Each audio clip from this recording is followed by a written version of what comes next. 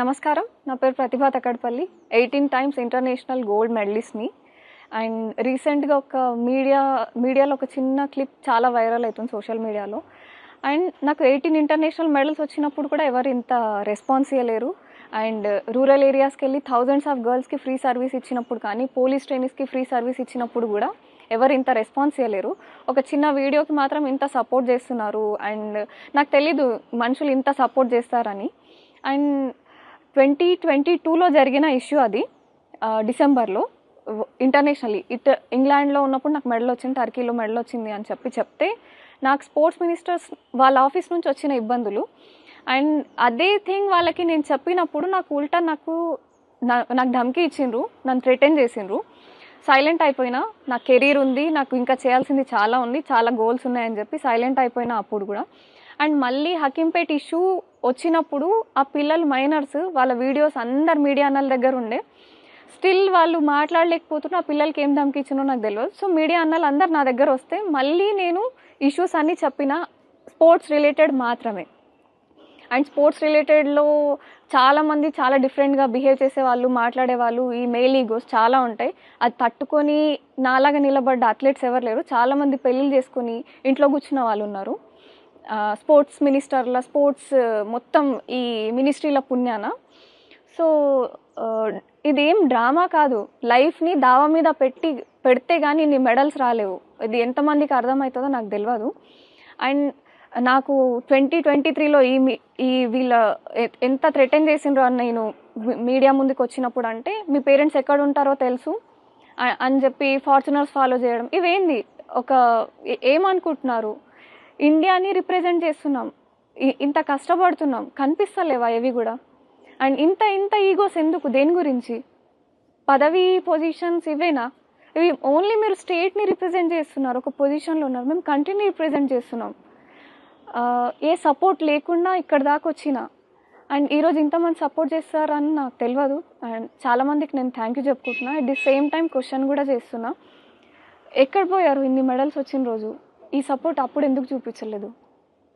And ఏది drama కాదు. నా లైఫ్ని నేను రిస్క్ చేసి ఇంత దూరం వచ్చిన 2022లో జరిగిన ఒక ఇష్యూకి నేను వీళ్ళకి స్పోర్ట్స్ మినిస్ట్రీకి అప్డేట్ ఇచ్చినప్పుడు వాళ్ళు ఉల్టా నాకే బెదిరించిండ్రు. తప్పు నాదా వాళ్ళదా? సరే సైలెంట్గా ఉన్నా, నాకు వాయిస్ లేదు, నాకు మెడల్స్ తక్కువ ఉన్నాయి, ఇంటర్నేషనల్ అథ్లెట్ని అప్పటికి. బట్ స్టిల్ నాకు అంత వాయిస్ లేకుండే, నాకు అంత సపోర్ట్ సిస్టమ్ లేకుండే, నేను ఎలోన్గా నిలబడి ఉన్నా. తర్వాత 2023లో హకీంపేట్ ఇష్యూ స్కూల్లో ఆ పిల్లలకి అదంతా అందరు మీడియా జర్నలిస్ట్ అన్నల దగ్గర ఉన్నాయి వీడియోస్. అప్పుడు ఆ పిల్లలు మాట్లాడలేకపోతే అందరు మళ్ళీ మీడియా అన్నలు అందరు నా దగ్గర వస్తే నేను మాట్లాడినా. నాలాగా తట్టుకొని నిలబడ్డ ఒక్క అమ్మాయి లేదు. అందరు అథ్లెట్స్కి ఇట్లా వీళ్ళు ఇబ్బంది పెట్టిన ప్రతి వాళ్ళు పెళ్ళిళ్ళు చేసుకొని ఇంట్లో కూర్చున్నారు కెరీర్ మానేసి. ఇదేం స్పోర్ట్స్ మినిస్ట్రీ నాకు తెలియదు. అండ్ 2023లో కూడా ఇది నేను వీళ్ళ బాధ భరించలేక, వీళ్ళ ధమ్కీలు భరించలేక ఫార్చునర్లు ఫాలో చేస్తుంటే అండ్ మా పేరెంట్స్ ఏడున్నారో తెలుసు అని చెప్తే నేను వీళ్ళ బాధకి ఒక వీడియో రిలీజ్ చేసిన. అండ్ నాకు తెలిసి ఒక పిఏతోని ఫార్చునర్లు ఫాలో చేసేటంత అయితే సీన్ ఉండదని అనుకుంటున్నా. మొత్తం మినిస్ట్రీ మొత్తం వాడికి ఎంత బ్యాక్ సపోర్ట్ ఉందో మీరు అందాజ వేసుకోవచ్చు. అండ్ ఇప్పటికీ కూడా జనాలు ఈ టాపిక్ని హైలైట్ చేస్తుంది, కానీ నేను ఎంత కష్టపడితే ఇంత దాకా వచ్చినా, ఎన్ని ధమ్కీలు తట్టుకున్నా ఇవి మాట్లాడరా ఎవరు? అండ్ ఈ మెయిన్ పేజెస్లో వేస్తుండ్రు బీజేపీ కానీ కాంగ్రెస్ కానీ. నేను ఏ పార్టీకి అగెనెస్ట్ కాదు, ఎవరికి సపోర్ట్ గాను. నాకు ఎవరు సపోర్ట్ చేస్తే వాళ్ళ గురించి మాట్లాడతా, ఎవరు ఇబ్బంది పెట్టినా వాళ్ళ గురించి మాట్లాడతా. యాజ్ ఏ అథ్లెట్ నేను ఇండియాని రిప్రజెంట్ చేస్తున్నా. సో మీరు అకార్డింగ్ టు దట్ బిహేవ్ చేయండి. ఆ విధంగా మీరు వ్యవహరిస్తే అకార్డింగ్ టు దట్ నా ప్రవర్తన ఉంటుంది. నాకు ఎవరితోని వచ్చేది పోయేది ఏం లేదు. పార్టీలు మారుతాయి. మేము అథ్లెట్స్ ఇండియాని రిప్రజెంట్ చేస్తూనే ఉంటాం. వేరే కంట్రీకి రిప్రజెంట్ చేసే అవకాశం ఉన్నా కూడా స్టిల్ ఇండియానే, ఇక్కడ ఏ సపోర్ట్ సిస్టమ్ లేకున్నా ఇంకా రిప్రజెంట్ చేస్తూనే ఉన్నాం. ఒకసారి మీరు ఇది గమనిస్తే బాగుంటుంది. Thank you so much. ఇక ఏం చెప్పాలా, అది నేను కూడా చూసి షాక్ అయినా. ఇమ్మీడియట్గా మళ్ళీ వాళ్ళ బంధువులే ఎవరు బాబాయ్ ఎవరు ఉంటారు నా దగ్గర తీసుకొచ్చిన ఆయన ఇమ్మీడియట్గా ఇంకో వీడియో పెట్టి, లేదు సార్ మీరు కాదు, మీ దగ్గర ఎవరు కంప్యూటర్ ఆపరేటర్ ఏదో మాట్లాడితే మీ దృష్టికి తీసుకొస్తే ఇమ్మీడియట్గా అవన్నీ రిమూవ్ చేసిండ్రు జాబ్లోకి. అదే రోజు మళ్ళీ మేమే రిక్వెస్ట్ చేసినామని జాబ్లో పెట్టుకోమని ఉద్యోగాలు పెట్టుకోండి పాపం ఏదో తెలియకన్నాడు పిలవడని చెప్పి అన్నాడు. ఉద్యోగాలు పెట్టుకొని మేమే రిక్వెస్ట్ చేసినాం, అయినా మీరు తీసేసిండ్రు. ఆ రోజు మీరు ఎంతో ఆదరించి మమ్మల్ని ఎంకరేజ్ చేసారు. కాకపోతే మార్షల్ ఆర్ట్స్ అనేది స్పోర్ట్స్గా ఎక్కువగా గుర్తింపు లేకపోయింది. అప్పుడు ప్రభుత్వం నుంచి వేరే క్రీడలకు ఇచ్చినంత ప్రోత్సాహం ఇవ్వలేకపోయింది. మరి మీరు ట్రై చేసిండ్రు కానీ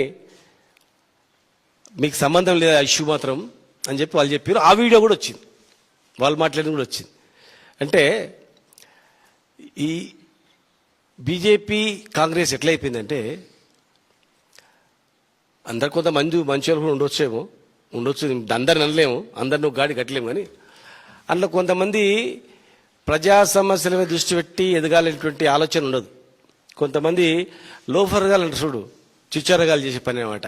అంటే ఎదుటి వ్యక్తిని డ్యామేజ్ చేయడానికి, వాడిని డ్యామేజ్ చేస్తే ఎదుగుతా అనుకుంటారు అనమాట. అరే వాడిని డ్యామేజ్ చేస్తే నేను ఎదిగిపోతా అనుకుంటారు. కానీ నిజం నిలకడని తెలుస్తాయి కదా. ఆ వీడియో వచ్చింది ఇమీడియట్గా మళ్ళీ వాళ్ళే వరుసలో ఇంకో వీడియో పెట్టిండ్రు. ఏం మాట్లాడినది అది, నాకు సంబంధం లేని ఇష్యూ అది. ఆ అమ్మాయి ఏదో పాపం మాటల్లో ఏదో చెప్పినట్లుంది. అమ్మాయి ఏదో చెప్పింది, వాడి మీద చెప్పనీకి పోయి దాని మీద ఏదో ఫ్లోలో ఏదో మాట్లాడినట్లుంది. ఆ అమ్మాయి మాట్లాడిన దాన్ని ఈ పార్టీలు దాన్ని బ్యాడ్గా కట్ చేసి ట్రోల్ చేయడం జరిగింది. అది 3 సంవత్సరాలు మాకే అర్థం కాల. ఇప్పుడు 1000 మంది కలుస్తుంటారు, రోజు 100 మంది కలుస్తుంటారు. అంటే ఇప్పుడు ఎందుకంటే ఇప్పుడు బీఆర్ఎస్ పార్టీ అనేది ప్రజలలో ఎదుగుతూ ఉంది, ఆదరణ చూడలేక. తర్వాత మేము సమస్యల మీద బీసీ జనగణనలో మీరు చేరుస్తానో ఎందుకు చేర్చలేదు, బీసీ కులాల జాబితా, బీసీ రిజర్వేషన్ ఏమైనాయి, రాష్ట్రంలో ఏమైనాయి, విద్యా ఉద్యోగాల రిజర్వేషన్ ఏమైంది, ఉద్యోగాలు ఏమైనాయి, రైతుల గురించి ఇట్లాంటి మాట్లాడుతాం. రోజు మాట్లాడుతున్నట్లు ఏం చేస్తారంటే పర్సనల్ క్యారెక్టర్ అసాసిన్ చేస్తారన్నమాట. కొందరు కాపెట్టుకుంటారు గుంతగాడి నక్కలాగా, అబ్బా దొరికారా ఇది పబ్లిసిటీ చేద్దామని. కానీ అబద్ధాలను ఎన్నిసార్లు పబ్లిసిటీ చేయగలుగుతారు చెప్పండి. ఆ అమ్మాయి ఏదో తెలియక ఫ్లోలో ఏదో మాట్లాడింది, పేషిలా అని చెప్పడానికి అన్నదో ఏమన్నదో దానిమని. అమ్మాయి అన్నదాన్ని అన్ని ఇంటర్వ్యూ పక్క పెట్టి దీన్ని ట్రోల్ చేసి ఇదన్నీ కొంతమంది 2 పార్టీలు అఫీషియల్ ట్విట్టర్లో పెట్టి చేయడం, ఇటువంటివన్నీ కూడా చీప్ ట్రిక్స్. దీన్ని న్యాయపరమైనటువంటి యాక్షన్ తీసుకుంటాం. చట్టపరమైనటువంటిది ఖచ్చితంగా మేము చట్ట ప్రకారం ఏం చేయాలో మా అడ్వకేట్స్ కూడా మాట్లాడుతున్నాం. వాళ్ళు ఆ 2 పార్టీలు పబ్లిసిటీ చేసిన దాని మీద మేము ఏ రకంగా చేయాలనేది లీగల్గా యాక్షన్ తీసుకుంటాం. అలా అటువంటిది అన్నీ కూడా